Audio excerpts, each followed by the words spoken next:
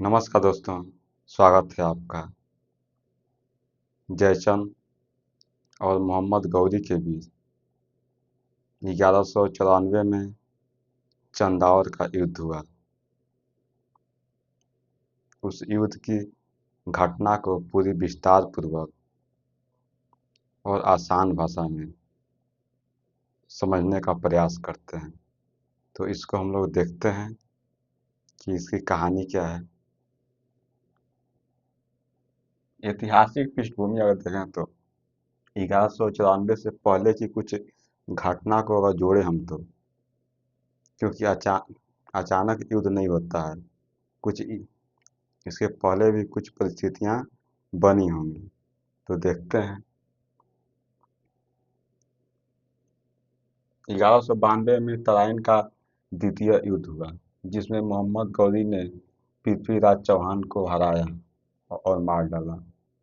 इससे पहले 1192 में तराइन का द्वितीय युद्ध हुआ था, जिसमें मोहम्मद गौरी और पृथ्वीराज चौहान के बीच युद्ध लड़ा गया।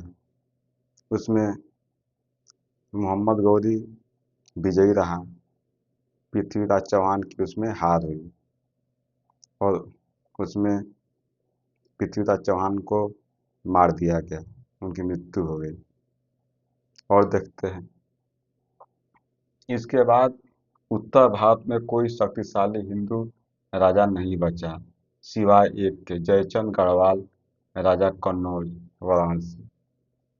जब पृथ्वीराज चौहान की मृत्यु हो गई तो उत्तर भारत में कोई शक्तिशाली राजा नहीं बचा, बशर्ते जयचंद के सिवा, क्योंकि उत्तर भारत में पृथ्वीराज चौहान के बाद जयचंद ही शक्तिशाली राजा थे, जो कि उनके पास कन्नौज वाराणसी का क्षेत्र आता था। और देखते हैं, जयचंद को पृथ्वीराज से पुरानी दुश्मनी थी और यह माना जाता है कि उसने गौरी की प्रत्यक्ष मदद नहीं की, लेकिन गौरी की राह में रुकावट भी नहीं बना। देखें अगर तो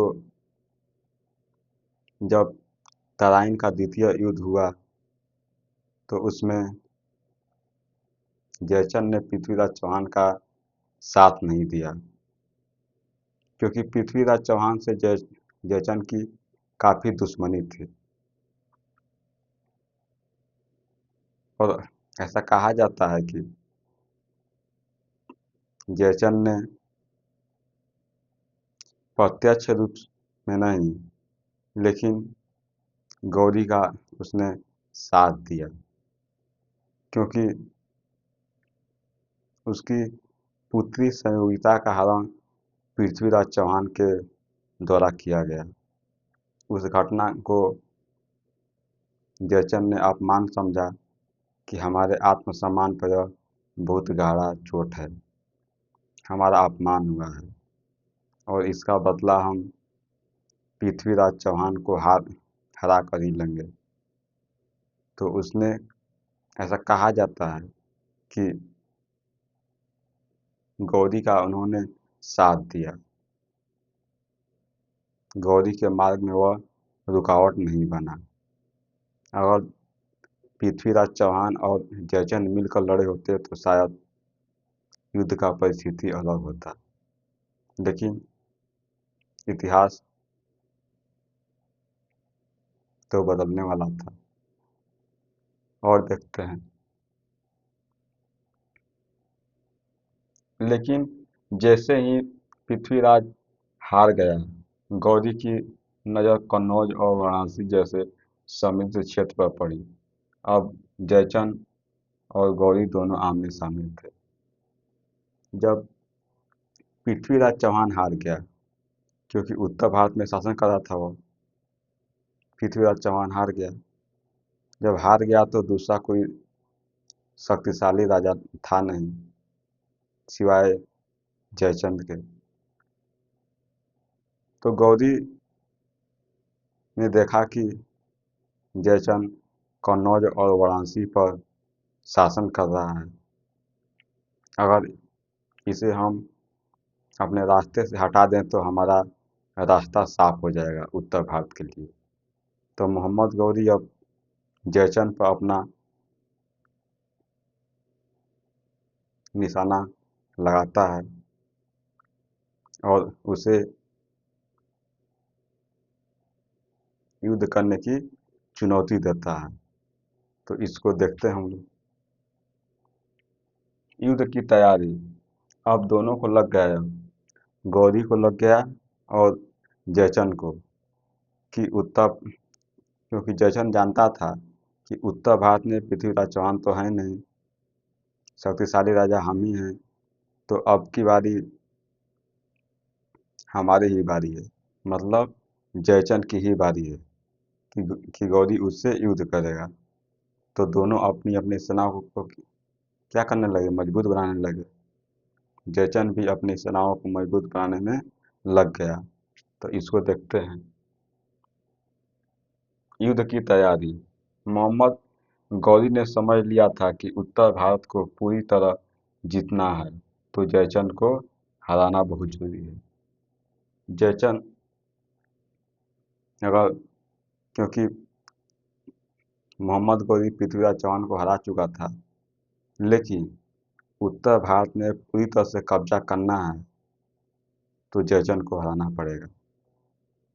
क्योंकि उत्तर भारत में जयचंद कन्नौज, वाराणसी, जो कि उत्तर प्रदेश का जो क्षेत्र दिखाई देता है आज, उसमें जयचंद शासन कर रहे थे। और यह क्षेत्र काफ़ी बड़ा है, कोई छोटा वोटा नहीं है। तो गौरी को लगा कि अगर हमको पूरी संपूर्ण रूप से उत्तर भारत में शासन करना है तो जयचंद को हराना पड़ेगा। तो यह अपना योजना बनाता है, और क्या बनाता है योजना देखते हैं। जयचंद ने भी अनुमान लगा लिया था कि अगला निशाना वही है। जयचंद को भी क्या करने, जयचंद को भी अब लगने लगा था कि अब अगली बारी हमारी ही है, क्योंकि जब हमारे सिवा कोई दूसरा शक्तिशाली राजा यहाँ पर है नहीं, हम ही हैं। तो गौरी का निशाना कौन बनेगा, तो हम बनेंगे, मतलब जयचंद बनेगा। देखते हैं। और भी उसने एक विशाल सेना तैयार की, हाथी, घोड़े, रथ, राजाओं की संघीय सेना, गंगा किनारे की रणनीति, चौकसी। अब जब दोनों को पता चल गया कि युद्ध होने वाला है, तो दोनों अपनी अपनी क्या करने लगे, तैयारी करने लगे। जयचंद भी अपनी बड़ी सेना तैयार करने लगा, घोड़े, हाथी, रथ, ये सब जो भी सैनिक के सामग्रियां हैं, सब पर ध्यान दिया जाने लगा। और जयचंद के जो भी संपर्क में जो भी छोटे बड़े राजा थे, उनको अपनी अपनी तरफ मिलाने का प्रयास किया गया। फिर उसके बाद जब लोग एकत्र हुए तो उसको और देखते हैं हम लोग। और जो भी गंगा का मैदान है, उसको पूरी तरह से रणनीति पूर्वक, मतलब योजनाबद्ध से उसका पूरा चौकसी की गई। मतलब कि ये कोई भी गंगा पार ऐसे ही न कर सके, उस पर पूरी ध्यान रखा गया। उ- उस पर बहुत सारी सेनाएं लगाई गई देख रेख के लिए, कि कोई उसको पार पार कर हमला न कर सके। और देखते हैं स्थल चयन, जहाँ पर युद्ध होने वाला था उसका चयन किया गया। कहाँ पर होने वाला था देखते हैं। चंदावल, यह जो भी युद्ध होने वाला है, यह क्या होने वाला है, चंदावल में, जो कि उत्तर प्रदेश में यह पड़ता है। यहाँ पर देख सकते हैं वर्तमान इस समय फिरोजाबाद, जो कि उत्तर प्रदेश में पड़ता है, वहाँ पर चंदावल पड़ता है। चंदावल में भी क्या हुआ था, युद्ध हुआ था यहाँ। और देखते हैं, क्योंकि यह कन्नौज के पास था और गंगा नदी के किनारे पर स्थित था, जहां से हमला रोकना आसान था। जो चंदावर था यह गंगा नदी के किनारे था। यहाँ से हमला को रोकना काफ़ी आसान था, क्योंकि यहाँ पर आप देख सकते हैं, क्योंकि यह कन्नौज के पास था। कन्नौज के भी पास था यह। और देखेंगे तो वाराणसी है, समझिए उसके भी यह करीब था। गंगा का क्षेत्र था यह, गंगा नदी के किनारे पर स्थित, जहाँ से हमला रोकना क्या था, आसान था। तो इसीलिए चंदावर को चुना गया। और देखते हैं, युद्ध की शुरुआत। युद्ध की शुरुआत कब हुई?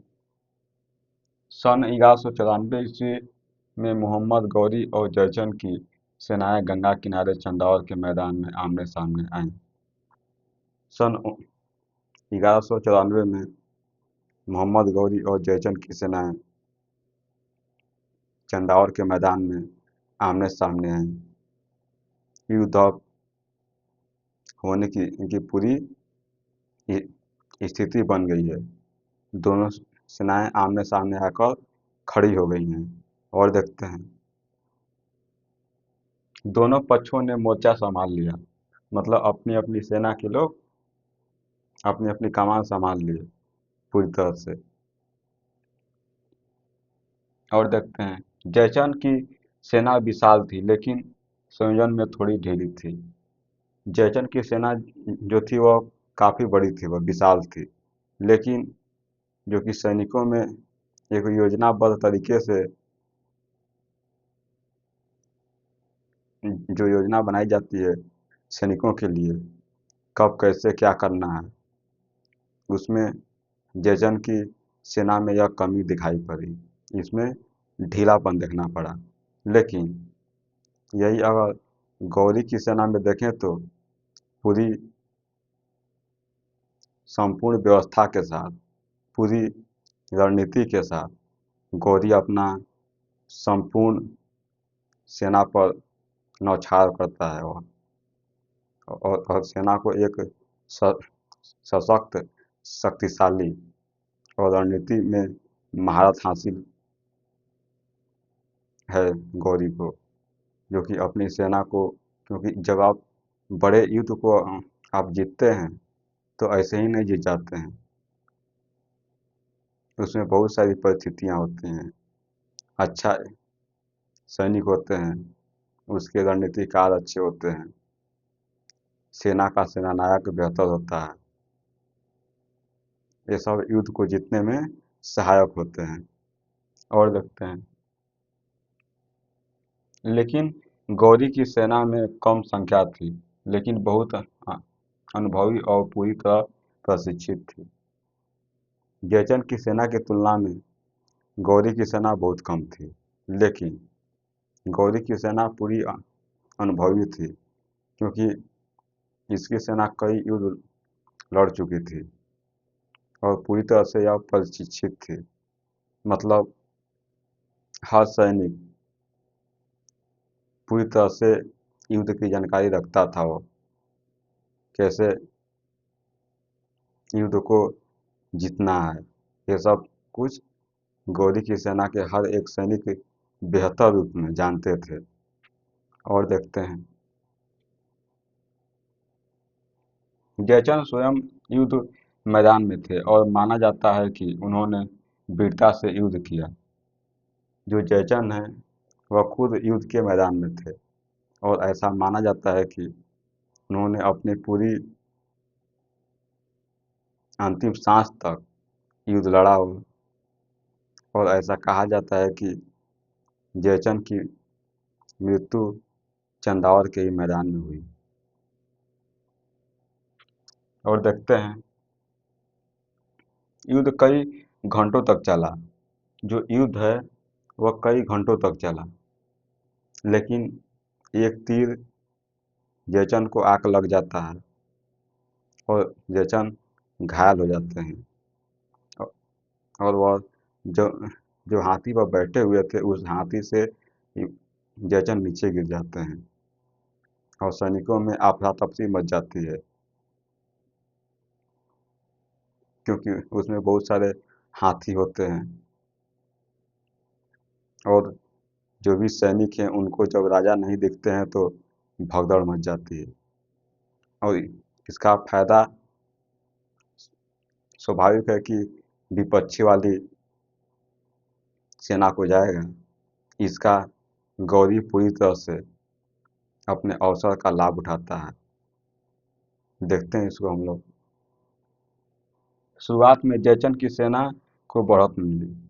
जब युद्ध हो रहा था उस समय शुरू में जयचंद की सेना को क्या मिली? बढ़त मिली। लेकिन और क्या हुआ? लेकिन जैसे ही जयचंद को एक तीर लगकर घायल कर दिया और वह अपने हाथी से गिर पड़े, उनकी सेना में भगदड़ मच गई। जयचंद की सेना काफी बढ़त बना चुकी थी, लेकिन एक तीर आकर जयचंद को लग जाता है और जयचंद हाथी पर से नीचे गिर जाता है, पूरी तरह से घायल हो जाता है और सैनिकों में भगदड़ मच जाती है। जब भगदड़ मच गई तो अब यहाँ पर जीत का तो सवाल ही पैदा नहीं होता है जयचंद का, क्योंकि अब पूरा युद्ध का श्रेय विपक्षी वाली मतलब गौरी की सेना को पूरी तरह से जाएगा। गौरी इसका पूरा भरपूर जो अवसर मिला है इसका वह फायदा उठाएगा। तो देखते हैं। गौरी की सेना ने अवसर का लाभ उठाकर जयचंद की सेना को तहस-नहस कर दिया। जब उन्होंने देखा कि अब भगदड़ मच चुकी है तो गौरी की सेना ने इसका क्या किया? लाभ उठाया और पूरी सेना को तहस-नहस कर दिया। और उसके बाद गौरी की सेना की विजय क्या हो गई? सुनिश्चित हो गई। और देखते हैं। जयचंद की मृत्यु और हिंदू प्रतिरोध का अंत हुआ। जयचंद की मृत्यु और हिंदू का प्रतिरोध का अंत। देखते हैं इसको। राजा जयचंद ने राजा जयचंद तो युद्ध में मारे गए या बाद में मार दिए गए। जयचंद की मृत्यु या तो युद्ध में हुई या फिर युद्ध के बाद में हुई, लेकिन ऐसा कहा जाता है कि चंदावर के मैदान में ही उनकी मृत्यु हुई थी। इतिहासकारों में मतभेद है, लेकिन यह तय है कि उनका अंत चंदावर की धरती पर हुआ था। इतिहास कोई देखें तो कई इतिहासकार मानते हैं कि युद्ध के इस समय में उनकी मृत्यु हुई थी। कुछ इतिहासकार बताते हैं कि युद्ध के बाद उनकी मृत्यु हुई थी, लेकिन ऐसा कहा जा सकता है कि चंदावर की धरती पर ही जयचंद की मृत्यु हुई थी। और देखते हैं उनकी हार के बाद, जब वो हार गए तो हार के बाद क्या हुआ उसको देखते हैं। कन्नौज पर गौरी का कब्जा हो गया। जब जयचंद कन्नौज और वाराणसी पर शासन कर रहे थे और जब जयचंद की हार हो गई तो वहाँ पर अब गौरी का क्या हो गया? कब्जा हो गया। तो कन्नौज पर कब्जा हो गया गौरी का। और देखते हैं वाराणसी तक इस्लामी सेनाएं पहुंच गई। जो आज का जो आप बनारस देखते हैं, जिसे कई लोग काशी भी कहते हैं, वहाँ पर भी गौरी की सेनाएं पूरी पहुंच गई अब। मतलब गौरी का आधिपत्य वहाँ पर स्थापित हो गया। और देखते हैं हिंदू शासकों का संगठित प्रतिरोध टूट गया। जो हिंदू शासक थे, जो संगठित रूप में माने जाते थे, उनका प्रतिरोध अब मतलब कि गौरी उनको जो लोग रुकावट बनते थे गौरी की राह में, वो सब अब क्या हो गए? समाप्त हो गए। गौरी को कोई रोकने वाला अब नहीं है अब। मतलब गौरी का रास्ता पूरा साफ है एकदम। और देखते हैं यह युद्ध केवल दो राजाओं का युद्ध नहीं था, यह एक सभ्यता और दूसरी सभ्यता के बीच टकराव था। यह युद्ध केवल एक युद्ध नहीं था, इसमें दो सभ्यताओं का टकराव था। दो सभ्यताओं का टकराव मतलब भारत की सभ्यता और गौरी को अगर देखें तो अफगानिस्तान के क्षेत्र से आया था वह, उसकी सभ्यता। दोनों की सभ्यता अलग थी, दोनों का कल्चर अलग था, दोनों का रहन सहन अलग था। क्योंकि भारतीय क्षेत्र में बहुत सारे हिंदू की अपनी सभ्यता अलग है, लेकिन गौरी मुस्लिम था, इस्लाम को मानने वाला था, उसकी सभ्यता अलग थी। तो दो सभ्यताएं क्या थी, अलग अलग थी। और देखते हैं जिसमें भारत के मध्य और पूर्वी भूभाग के द्वार अब विदेशी आक्रांताओं के लिए खुल चुके थे। जब जयचंद हार गए तो अब जो विदेशी आक्रमणकारी हैं उनके लिए रास्ता पूरी तरह से क्या हो गया, खुल गया है। अब कोई भारतीय राजा अब उसको रोकने के लिए कोई तैयार नहीं है। सारे शक्तिशाली राजा मारे गए हैं, खत्म हो गए हैं, क्योंकि पृथ्वीराज चौहान, जयचंद भी युद्ध में मारे गए हैं। तो मतलब अब कोई जो भी विदेशी आक्रमणकारी है उसको रोकने वाला भारत में अब कोई नहीं है। और इस समय गौरी का पूरा भारत में कब्जा हो गया है, उत्तर भारत में। और देखते हैं युद्ध के परिणाम और प्रभाव। युद्ध के परिणाम क्या निकले, इसका प्रभाव क्या पड़ा, देखते हैं इसको। यहाँ पर देखें तो गढ़वाल वंश का अंत हो गया। जब जयचंद की मृत्यु हो गई तो यहाँ पर गढ़वाल वंश का क्या हुआ, अंत हुआ, खात्मा हो गया। और देखते हैं जयचंद की हार के बाद उनका वंश भी धीरे धीरे खत्म हो गया। जब जयचंद हार गए तो उनका वंश भी धीरे धीरे क्या होने लगा, समाप्त होने वाला लगा। और देखते हैं गौरी का उत्तर भारत पर अधिकार हो गया। जो गौरी है, मोहम्मद गौरी, उसका क्या हो गया, उत्तर भारत पर पूरा अधिकार हो गया। देखें तो कन्नौज हो गया, कन्नौज, वाराणसी और आसपास के क्षेत्रों पर कब्जा, जो कि उत्तर भारत में यह महत्वपूर्ण माने जाते हैं सब। और देखते हैं दिल्ली में गुलाम वंश की नींव का मार्ग प्रशस्त हुआ। अब दिल्ली में गुलाम वंश की नींव रखी गई, इसका रास्ता क्या हुआ है, साफ हो गया है गुलाम वंश का। तो यहाँ से अब गुलाम वंश की नींव रखी जाती है दिल्ली पर। अगला देखते हैं हिंदू प्रतिरोध की एकता टूटी। जो हिंदू थे, जो गौरी की राह के कांटे थे, जो रुकावट थे, अब उनका रुकावट क्या हुआ, समाप्त हो गया। क्योंकि कोई शक्तिशाली राजा अब भारत में बचा नहीं है कि गौरी का वह सामना कर सके। तो जो भी हिंदू राजा थे उनका खात्मा हो गया। और देखते हैं न कोई बड़ा राजा बचा और न कोई संगठित रक्षा प्रणाली। बात सही है, न कोई बड़ा राजा बचा, न कोई रक्षा प्रणाली। क्योंकि जब राजा खत्म हुए तो रक्षा प्रणाली भी खत्म हो गई। और देखते हैं बौद्ध और हिंदू मंदिरों का विध्वंस। कई क्षेत्रों में धार्मिक स्थलों पर हमले हुए। जो बौद्ध थे, हिंदू थे, उनके बहुत सारे मंदिर थे, तो गौरी के द्वारा उस समय विध्वंस किए गए, मतलब तोड़े गए। और यहाँ पर कई क्षेत्रों में धार्मिक स्थलों पर हमले हुए। जो भी धार्मिक स्थल थे उन पर हमले किए गए। धार्मिक स्थल वही जो जो आप इस्लाम को छोड़कर आप कोई भी अगर देखते हैं, क्योंकि गौरी इस्लाम को मानने वाला है, और वहाँ पर जो भी इस्लाम को मानने वाले अगर नहीं होंगे तो उन पर क्या किए जाएंगे, हमले किए जाएंगे।